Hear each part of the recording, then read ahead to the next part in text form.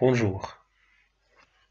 Aujourd'hui, on va prendre toujours dans le cadre de la nouvelle fantastique une activité de langue qui s'articule autour de caractériser un animal ou une créature fantastique.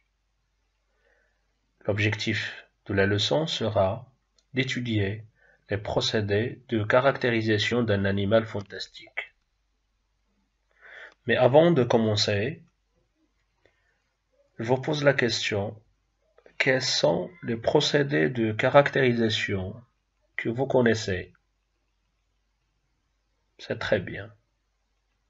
On trouve les adjectifs qualificatifs: tribu, épithète et apposé. La subordonnée relative, les compléments de nom, les images, à savoir la métaphore, la comparaison, et ainsi de suite. Passons maintenant à l'étape suivante, celle de l'observation. Observons maintenant notre corpus, tiré, bien sûr, de l'œuvre. On prend le premier exemple. Un corbeau noir, vernissé, luisant comme le jet, se tenait sur son épaule. Luisant, ça veut dire brillant.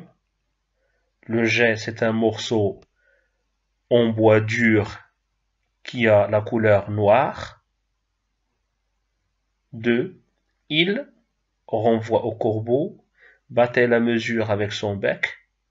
Il semblait applaudir en secouant ses ailes. Battre la mesure, ça veut dire suivre un rythme ou bien une cadence. 3.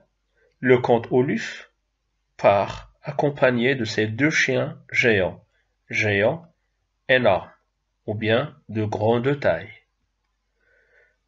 4. Un loup et un renard ne seraient qu'une bouchée pour ces braves chiens. Bouchée, ça veut dire le fait de manger en une seule fois un aliment. 5. Mops, le cheval d'Oluf, est un vigoureux coursier qui porterait Odin le gigantesque. Vigoureux, courageux et fort. Odin, c'est le dieu du courage, de la guerre, de la sagesse dans la mythologie nordique et scandinave. Et finalement, les deux chevaux ne servaient que de leurs sabots comme de poings fermés. Ici, on parle du combat acharné entre le chevalier à l'étoile rouge et le chevalier à l'étoile verte. Observons maintenant les mots écrits en rouge. Alors, qu'est-ce qu'on peut remarquer? Corbeau, chien, cheval, loup, ce sont? Oui, très bien, ce sont des animaux. C'est bien. Alors, le corpus présenté parle d'un ensemble ou bien d'un groupe d'animaux. C'est très bien. Maintenant, observons les éléments soulignés. Dans chaque phrase, on a un ensemble de mots ou bien d'éléments soulignés. La question est la suivante. Quelle est la fonction des éléments soulignés? Très bien. Ces éléments permettent de décrire. Bien. Maintenant, on passe à l'étape de la conceptualisation, l'étape la plus importante de notre cours. Et on va travailler dans un tableau. Le tableau suivant va nous permettre de prendre chaque animal ou bien les animaux caractérisés ou bien décrits dans chaque énoncé ou bien dans chaque exemple, puis on va souligner le caractère ou bien le trait décrit.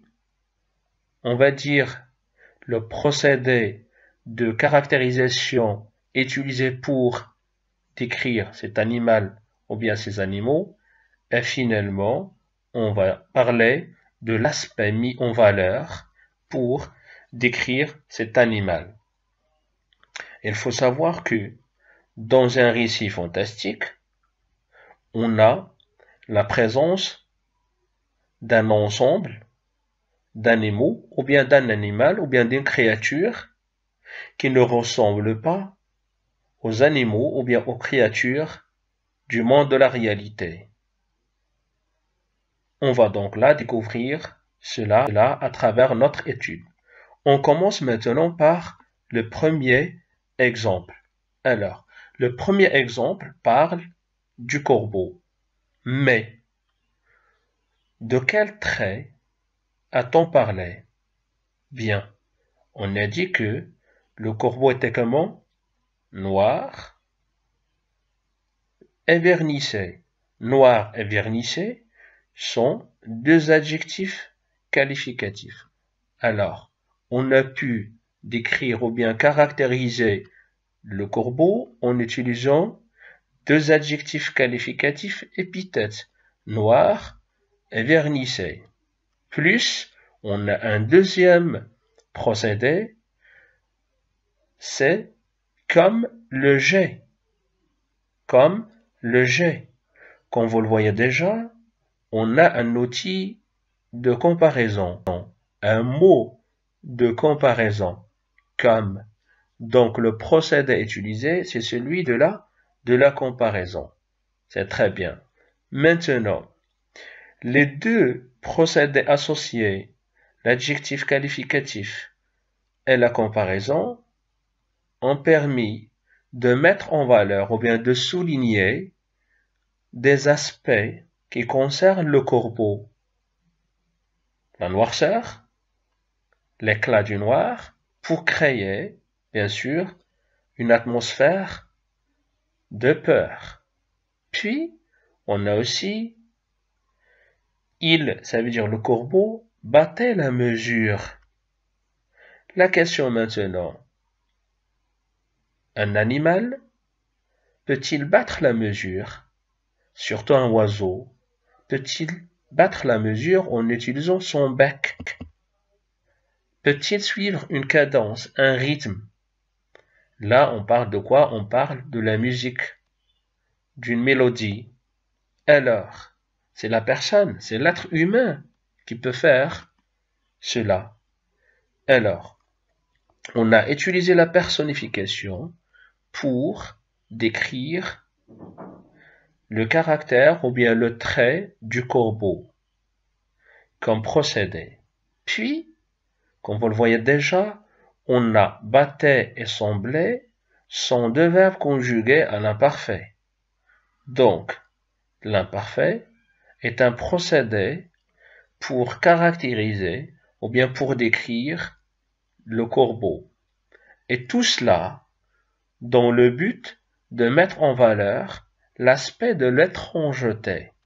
C'est un animal étrange. C'est un animal différent, ou bien c'est un oiseau différent des autres oiseaux du monde de la réalité. Bien, passons maintenant au deuxième exemple. Les deux chiens. Les deux chiens géants.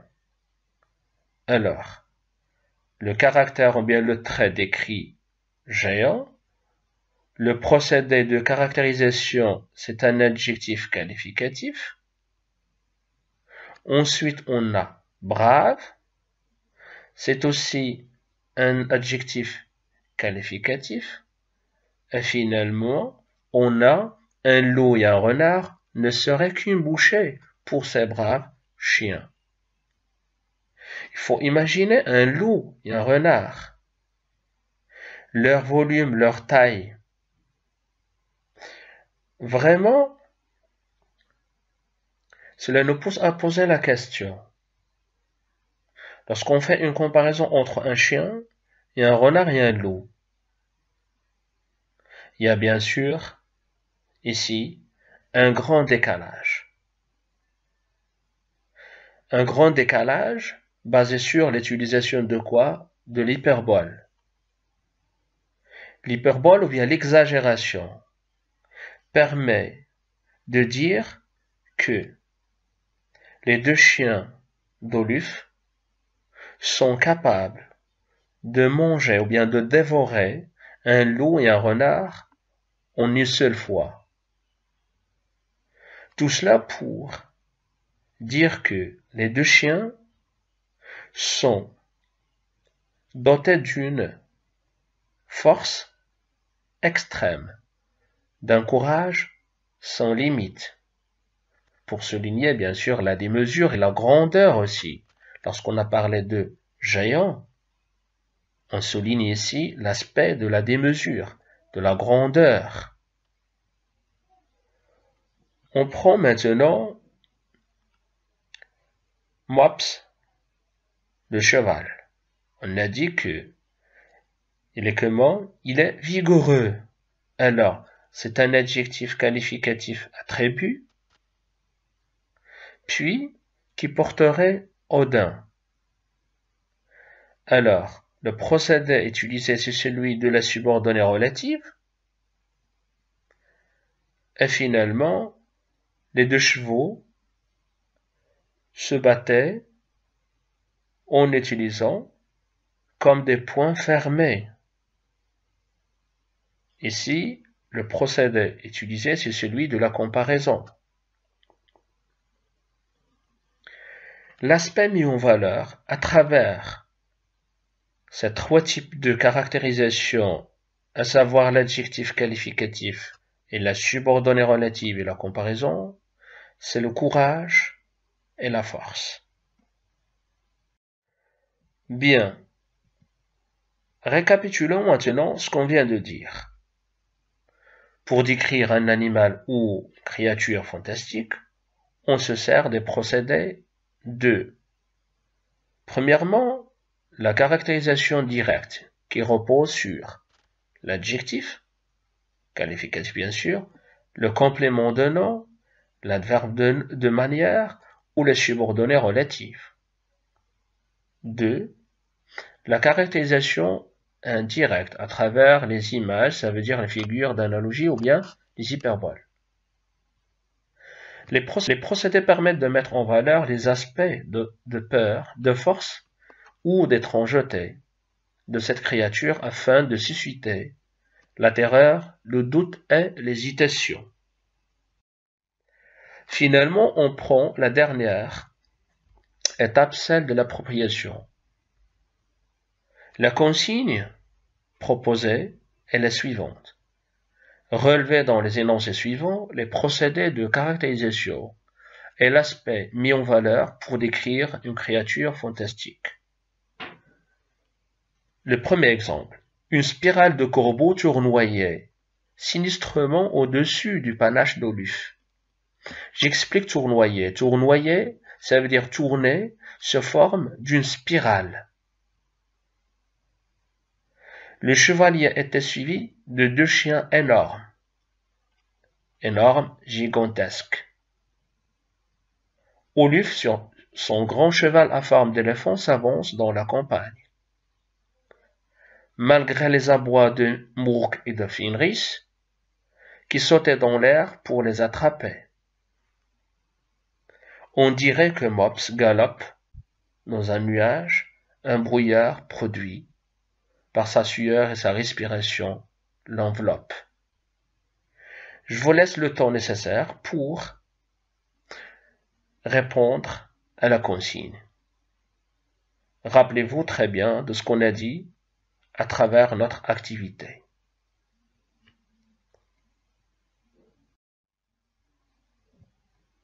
Très bien. Passons maintenant à la correction. En se basant bien sûr de ce tableau, on peut corriger notre exercice. Alors, le premier exemple proposé parle des deux corbeaux qui tournoyaient sinistrement. Maintenant, le caractère ou bien le trait décrit, c'est le fait de voler se forme d'une spirale. Mais comment? Voler, comment? Sinistrement. Le procédé de caractérisation utilisé, c'est un adverbe de manière qui permet, bien sûr, d'annoncer un malheur. Deux chiens énormes. On a un adjectif qualificatif, énorme, de grande taille, permet de décrire la grosseur, la taille qui dépasse la mesure habituelle d'un chien. 3. On a le cheval d'Oluf, Mops, à forme d'éléphant. À forme de, c'est une locution prépositive qui permet de souligner ou bien de mettre en valeur la démesure ou bien l'allure hors norme d'un cheval, très différent d'un cheval de la réalité, un cheval à forme d'éléphant. Quatrième exemple, Mourk et Fenris qui sautaient dans l'air. Deux chiens qui sautent dans l'air. On a utilisé la subordonnée relative pour décrire les deux chiens afin de souligner la force et l'étrangeté de ces deux chiens. Finalement, on a Mops, le cheval d'Oluf. On dirait qu'il galope dans un nuage, puisqu'on a on dirait que, on a utilisé la caractérisation, ou bien on a utilisé la comparaison pour décrire, ou bien pour caractériser, ou bien pour qualifier Mops. Finalement, on a un brouillard enveloppe Mops. C'est un brouillard produit par la sueur et la respiration de Mops. Ici, le procédé utilisé, c'est celui d'hyperbole, l'exagération. Pourquoi l'utilisation de ces deux procédés, la comparaison et l'hyperbole? C'est pour mettre en relief, pour insister sur la grandeur, l'étrangeté et la singularité de Mops. C'est un cheval qui est très différent des chevaux qu'on connaît tous, dans le but de créer un décalage entre la réalité et le monde fantastique. J'espère que notre leçon était très claire. Je vous donne un rendez-vous prochainement et à bientôt.